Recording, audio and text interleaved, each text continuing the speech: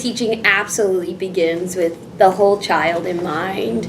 It's critical that student relationships and early successes for children are laid down first before any of the learning begins. And it's also important to get to know families as well. I listen, give them opportunities to show their own interest and their own strengths, and be the person that they want to be. I think there's two pieces. I think the first piece is you have to know your students, you have to know your abilities, you have to know where they're at, where they're going. And then the second piece is taking a curriculum and fitting it to them in a way that matches their interests and is engaging and is positive and is comfortable for them.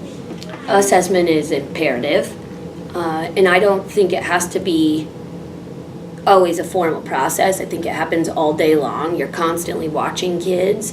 You're checking to see if they're comfortable, if they are retaining the information, if they're following along, and that's all day long. But there are also formal assessments where you're taking the time to sit with a student, interview them, gather information, take a look at where they were, where they are now, where you're actually measuring their progress. And I think the biggest thing is that you as a teacher are also taking the time to reflect on your own efforts and making sure that what you are doing is yielding the result that you are trying to get.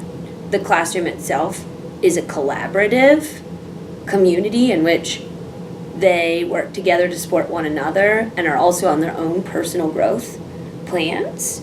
It's so important for the kids to have fun. I think the only thing that I'm constantly thinking of is the relationship between the teacher and the student, and that whatever trend, whatever curriculum focus is, whatever comes our way as things change, the one core thing that is always valued and the one core thing that always matters is relationships you have with your students.